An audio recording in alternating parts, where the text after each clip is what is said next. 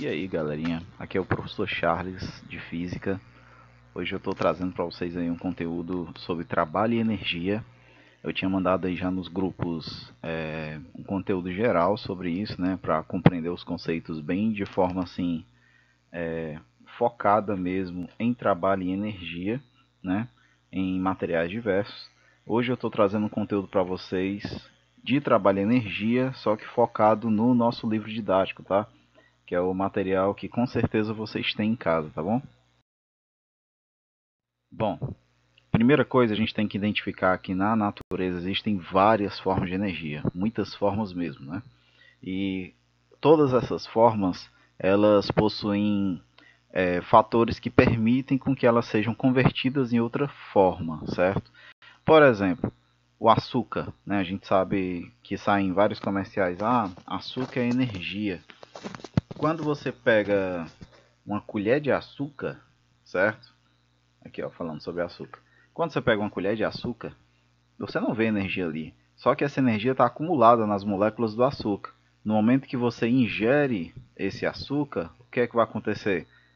O seu corpo vai metabolizar e aí automaticamente aquele açúcar que você ingeriu de fato vai virar energia para o seu corpo, né? Porque o seu corpo vai conseguir transformar aquelas quebras de molécula lá em energia, né? Então, de certa forma, você tinha uma energia acumulada numa substância e liberou essa energia, né, através de algumas reações químicas no seu corpo, certo?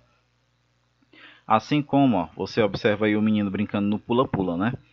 Você vê que a mola, quando a mola toca no chão, que ela achata, ela acumula ali uma energia potencial gravitacional desse menino, que ele estava na altura mais alta e agora está na altura mais baixa. Depois, com um pequeno impulso, ela libera de volta essa energia e o menino é jogado para cima novamente. Entendeu? Então, há várias formas de energia envolvidas aí, né? Temos a energia potencial gravitacional, temos a energia potencial elástica. Bom, aqui tem mais duas figuras interessantes sobre conversão de energia, né?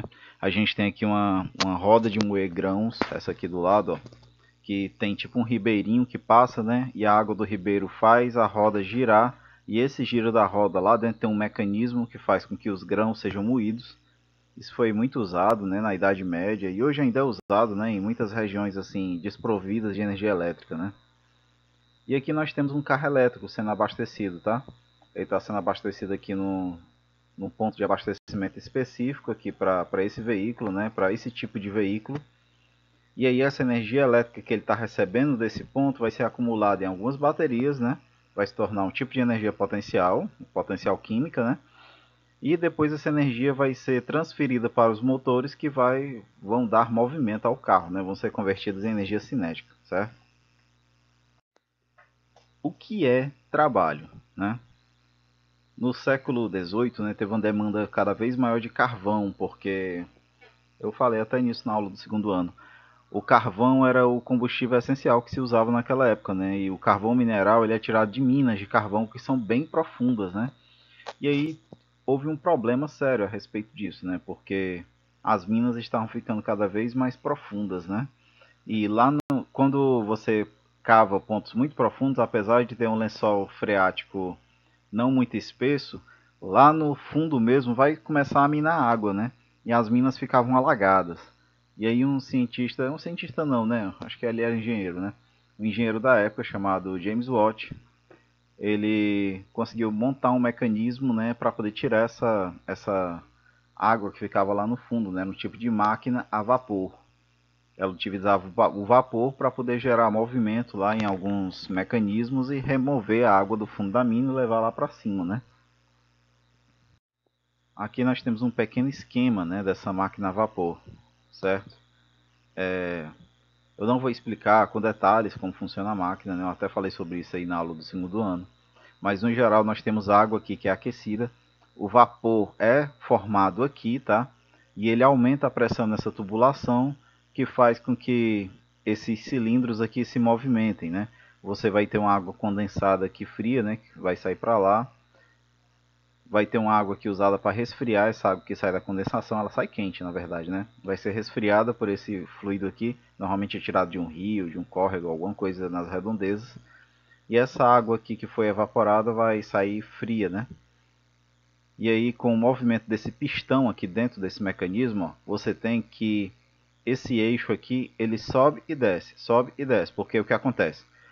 Entra aqui vapor, o vapor faz com que o cilindro suba. Quando o cilindro chega em determinada altura, esse vapor ele é aliviado, e aí o cilindro desce de novo. E aí depois enche de novo de vapor, ele sobe. Depois é aliviado, ele desce de novo. E fica nessa, de sobe e desce. Nesse sobe e desce desse eixo aqui, a gente vê que está preso aqui a uma roda. Então, quando esse negócio sobe e desce dessa forma aqui, ó, nesse sentido, ó, ele está aqui embaixo, aí sobe para cá, aí depois desce para cá, aí sobe para cá, desce para cá. O que é que isso vai fazer com a roda? Vai fazer com que a roda fique girando, né? E o giro dessa roda pode fazer uma carga vir lá de baixo até aqui para cima, né? Ou pode fazer diversas outras aplicações, né? Aí que nós temos para máquina a vapor. Na época foi feito até um veículo, né, a vapor também. Aparece naquele filme que saiu agora, né, Enola Holmes, né? Aparece também o veículo a vapor bem antigo, né? Bom, o que nós podemos falar sobre trabalho?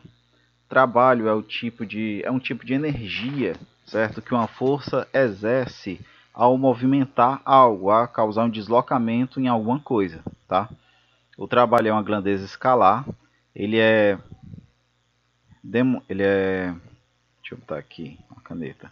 Pronto, ele é representado por essa letrinha aqui, ó, que é o tau, que é a letra T maiúscula no alfabeto grego, tá?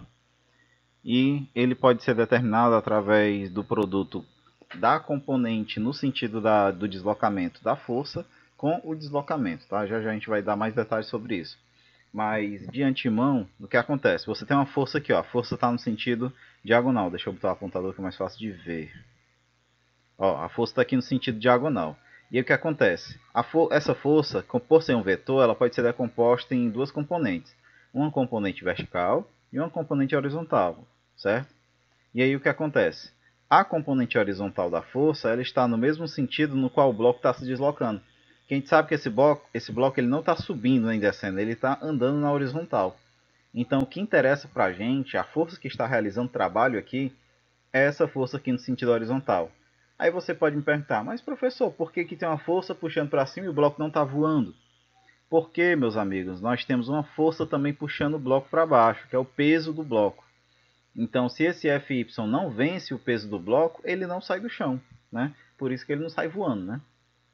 No caso aqui, a gente está puxando o bloco. Só isso, galera. O trabalho é só força vezes distância, só isso. Professor, mas esse negócio de cosseno aqui, se você não tiver o valor exato de Fx, tiver só a força original, você vai ter que fazer a decomposição, né? Que dá F cosseno. Qual a unidade que a gente usa para poder representar o Joule? Em que unidade o Joule está? O Joule. O trabalho é a mesma unidade de energia, tá bom?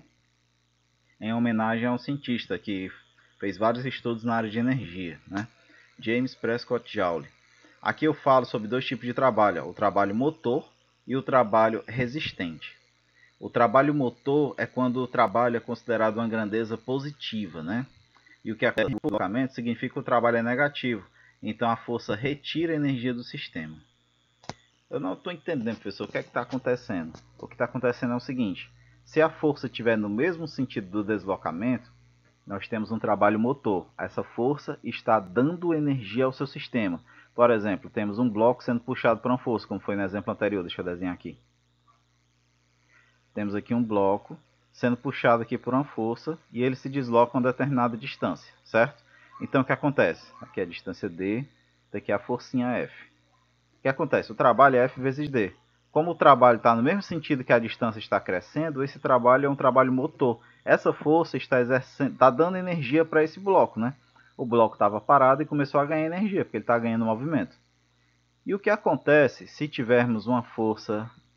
Deixa eu apagar isso aqui. O que acontece se nós tivermos uma força no sentido contrário ao movimento?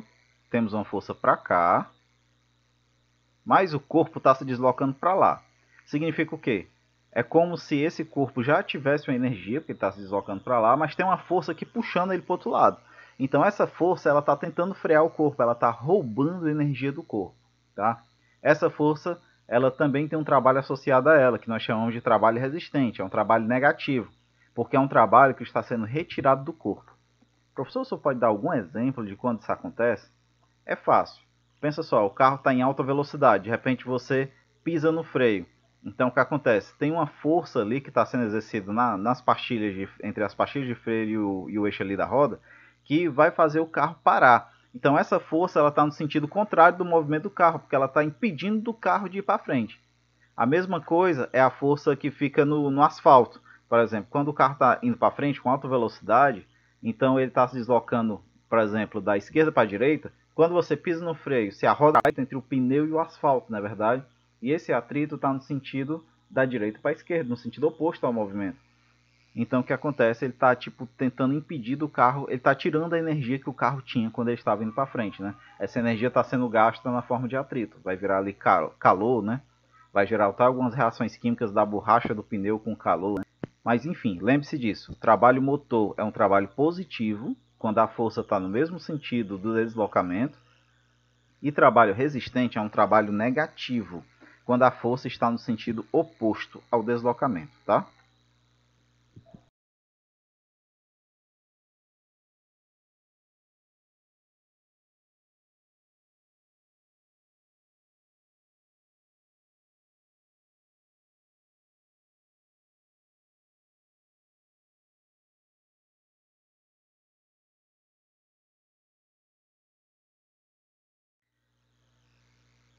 Bom, aqui temos a última parte da nossa aula. Se você não tiver o desenho, não tiver força, não tiver nada, mas tiver um gráfico da força contra a distância, ó, tá aqui a força contra a distância percorrida, então você pode encontrar esse trabalho calculando simples, nem ficou no desenho. Ó, força contra distância. Você pode encontrar o trabalho simplesmente calculando a área desse gráfico, tá? Se você encontrar a área do gráfico, você tem um trabalho.